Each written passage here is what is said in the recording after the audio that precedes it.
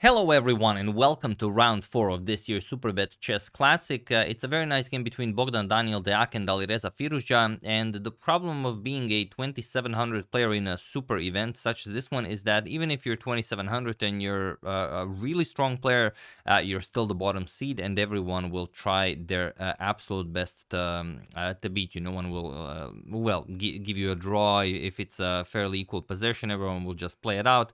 As of course they are expecting they are better than you. On the other hand, Deac is much lower rated than Alireza, so if he beats him, he will get a whole lot of points to improve his classical rating. So let's see what happens in this one, and well, as the title suggests, a bluff definitely happens. So here we have pawn to d4, pawn to d5, knight to f3, knight to f6, and now pawn to c4. We have c6, the Slav defense, and pawn to e3. Knight to c3 is the absolute main line. We have pawn to e3, the so-called quiet variation, and bishop to f5 by Alireza, preparing e6, and then usually white just goes after the bishop, trades the bishop for knight, and you know, the game continues. But here we have knight to c3, e6, and now not knight to h4, which is by far the most played move in the position. Here Bogdan Daniel played bishop to e2. And okay, Alireza says it's definitely some sort of a line aimed at throwing me out of my opening knowledge. So he just plays the principle at h6. Now knight to h4 doesn't really do all that much because you can tuck the bishop back to h7, and he says, all right, show me what this is all about. We have castles, knight b to d7, and now usually people continue with b3, then you fianchetto the dark square bishop, but here we have bishop back to d3, and it seems like a loss of a tempo. First bishop e2, then bishop to d3, but again, he did prepare this for Alireza. Let's see what he had in mind. Bishop captures, queen captures, and now bishop to b4. Just continuing development, we have bishop to d2, and now there are some moves where games where a5 was played, bishop captures, and c3 is a known move, also queen to b6, but here Alireza plays bishop to a5, and it is now as of move 10 that we have a completely new game.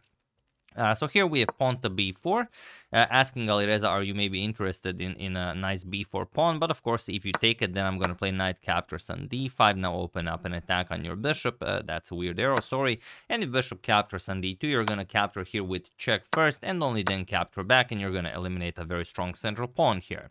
So of course, Alireza just goes back, bishop to c7. He wants to use the bishop later on to attack the white king. Pawn to b5, and now just knight to b6, putting pressure on the c4 pawn. And now you could consider something like c5, let's say knight to c4, maybe even a4 to create a very strong setup on the queen side such as this, but instead we have b captures on c6, Alireza plays d captures on c4, and now queen back to c2. So a pawn sacrifice by Deac to sort of mess up Alireza's pawn structure. Now the c pawns are weak, and he will of course put the rooks on the c file and go after those pawns. If he can take both of them, then he is the one who is going to be up a pawn. So here we have knight to a4, but Alireza just ignores it. He castles, we have rook a to c1, and now queen to d5. For the moment, still defending the d5 pawn. Bishop to b4, attacking the rook. We have rook f to b8, and now knight to b2, putting pressure on the c4 pawn. But now pawn to a5 chases away the bishop, bishop to a3, and now even pawn to c3. Alireza says, if you capture my pawn now, I'm going to capture your pawn on a2, and I'm still going to be up a pawn. So here we have knight back to d3, and now knight to e4. For the moment, defending the c3 pawn, and knight to c5, trying to kick away Alireza's knight from e4, and then finally win back his pawn. And Alireza now allows it. Knight to d2, knight captures on d2, captures, queen captures, and now pawn to e5. So this is a clear example of what to do if someone sacrifices a pawn in order to sort of mess up your pawn structure to create more weaknesses to attack later on. You will try to give back material at the exact moment when it serves you the most. And this is where it serves Alireza the most, as of course now captures is impossible. The queen on d2 would be hanging. So pawn to e4, chasing away the queen, and queen all the way back to d8. He doesn't capture on d4. Later on in the game, Alireza said that this was sort of a bluff, that he thought that queen captures on d4 was the best move, but as Bogdan Daniel was much lower on time, he decided to keep the game going and you know, hope for a mistake. So here rook f to d1, And now e captures on d4. We have queen captures, and now bishop to f4. And no, sorry, this is where Alireza said that he sort of bluffed this because, I mean, what do you play this? If you trade queens, which of course you can, let's say captures, now you even trade rooks, rook captures with check, rook captures on d8, your rook is hanging. How do you defend? If you play rook to b1, you attack the knight, knight c4, and white can pretty much resign. There's no square for the bishop. If you put the bishop on c1, then just rook to d1 with check. If you put it on b2, then you can just capture, and again rook to d1 check wins the game. So it's very hard to figure out what to do with the rook. Rook to b1 is impossible. Rook to e1 can be played, but then okay, knight to c4, and it's still very hard for white to play this. So obviously queen captures on d8 is impossible. What you should do is something like queen to c3, but the point was that the Dak was very low on time, and he wanted Dak to spend as much time here as possible. He didn't go for queen to c3, he played rook to c2 instead, just getting the rook out of harm's way, and now queen to g5. Again, just making an active move. And what is happening here?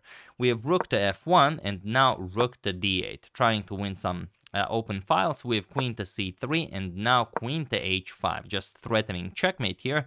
g3 and bishop to e5, attacking Dak's queen. Here we have queen to b3, and now knight to c8, remaneuvering the knight. We have bishop to c1, and now rook to b8, attacking the queen. Here we have queen to a4, and now you could play something like rook to b5. It defends both of the pawns, but Alireza goes for the active rook to d1. And how do you react to this rook to d1 move? You could always trade, and that could probably be the best because, but it's a very, very interesting line. Rook captures, queen captures, and after king to g2, as the white king is in check, rook now to b1, threatening the bishop, but now you ignore this and play queen captures on c6, and it's forced to draw. It's basically a draw by repetition. Queen captures rook, you're going to capture the knight here with check, and now queen to f5 check ensures a repetition. You can't really play g6, otherwise queen just captures here. So yeah, I mean, even that is a draw, but probably we would see something like a repetition here. But instead, after rook to d1, rook to d2 was played, and now we have rook captures on f1 check, king captures, and knight to b6. Not rushing with queen captures on h2, first improving the position of the knight, attacking Bogdan's queen. We have queen captures on c6, and only now queen captures on h2. We have knight to d3, and now queen to h1 with check, king to e2, and now bishop to d4. And it is incredibly difficult to find a move here. Here, rook to d1 was played, and now feel free to pause the video and try to figure out the only move that wins for Alireza while I give you a couple of seconds.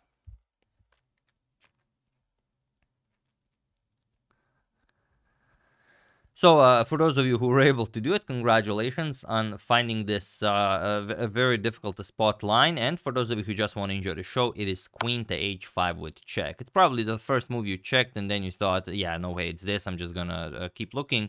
But it is actually this. The problem is there's no good square. And even if you block with f3, then you allow queen to h2 with check, and now you're just gonna give up a whole lot of pawns. Queen to g1 check, king e2, you're gonna deliver another check. King to e1, you're gonna pick up this pawn with check, king to e2, another check, king e1, you're gonna pick up the f3 pawn, and now with the e4 pawn being so weak, there's really no defense against either rook coming to e8. For the moment, okay, the queen is guarding that square, but you could put the rook to c8 and then get the rook into the game. So there are many ways to do this. It's not that there's only one way. So it would be very easy to win this. So here, instead, after queen to h5 check, king to e1 was played, but now just rook to c8. This is how Alireza gets the rook into the game. We have queen to b7, and now queen to f3, and he was in this position on move 41 that Bogdan Daniel Dak resigned the game, as there is nothing more to be done here. So tough loss for Dak, who loses his second game in a row, but a great win for Alireza, who lost his first round game to Wesley So, who now bounces back and is back on 50%. And here you resign. What do you play? Rook to e8 is coming. There's really no good way to stop this with the queen being on b7. You could try something like rook to d2 to add more support to the f pawn, but just rook e8. And that's it. The only way to defend the pawn here is to play rook to e2, but now knight to c4, you take away the d2 square from the white king, and queen to h1 will be checkmate. There's no way to avoid this, and of course that's why Deac resigned after queen to f3. But yeah, a really well fought game. Deac played very creatively. He pushed on the queen side. He had sort of a minority attack. He gave up a pawn to mess up Alireza's pawn structure. Then Alireza was sort of able to give it back for something, but in the end it was the bluff that paid off and got Alireza the win, as Deac was low on time and he wasn't able to work out all of the intricacies of the position, and that basically resulted in his loss. So very nicely done by Alireza. There is probably one more game that we will cover from this round, as it's a very exciting one still happening as I'm recording this, so we'll see what happens in that one. I'm sure you know which one I'm talking about. But yeah, nicely done by Alireza. We'll see what happens in the rest of the tournament. I would like to thank Edmund Freeman, Evan Bursey, Ravishing Reptiles YouTube, Lord of Bones, and Mazin El Sarag for your contribution to my channel. Thank you a lot. I really appreciate it. As usual, you can check 2 of my previous videos here. Thank you for watching, and I will see you soon, continuing the coverage of this wonderful event until it finishes. So thank you all. I will see you soon, and have an excellent rest of your day.